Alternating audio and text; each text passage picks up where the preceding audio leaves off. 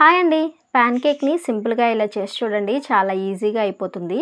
ముందుగా ఒక బౌల్ తీసుకొని అందులోకి ఒక ఎగ్ వేసుకోవాలండి. అందులోనే హాఫ్ కప్ వరకు షుగరు, కొద్దిగా వెనిల్లా ఎసెన్స్ వేసుకొని బాగా కలుపుకోవాలి. విస్కర్‌తో ఒకసారి కలుపుకున్న తర్వాత అందులో హాఫ్ కప్ వరకు పాలు వేసుకొని పంచదార కరిగేంత వరకు బాగా బీట్ చేసుకోవాలండి.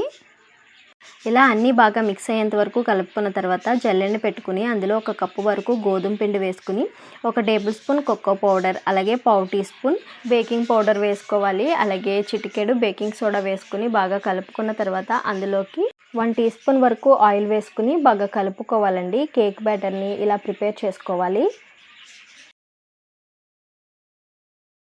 ఇలా కలుపుకున్న కేక్ బ్యాటర్ని పక్కన ఉంచుకొని స్టవ్ పైన ప్యాన్ పెట్టుకుని అందులో హాఫ్ టీ స్పూన్ వరకు ఆయిల్ వేసి ఆయిల్ వేడెక్కిన తర్వాత కొద్దిగా కేక్ బ్యాటర్ని వేసుకుని ప్యాన్ కేక్స్ని కాల్చుకోవాలండి.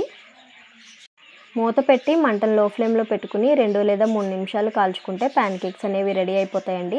రెండో వైపుకు తిప్పుకొని మరొక నిమిషం కాల్చుకుంటే సరిపోతుంది. అస్తమాను ఆయిల్ వేసి కాల్చాల్సిన అవసరం లేదండి. ఈ కొద్ది ఆయిల్ తోటే ప్యాన్ కేక్స్ అన్ని కాల్చుకోవచ్చు. మీకు రావట్లేదంటే కొంచెం ఆయిల్ వేసుకోండి. అంతేనండి, ఎంతో సింపుల్గా చేసుకునే ప్యాన్ కేక్స్ అయితే రెడీ అండి. వీడియో నచ్చితే తప్పకుండా సబ్స్క్రైబ్ చేయండి. టేస్ట్ అయితే చాలా బాగుంది.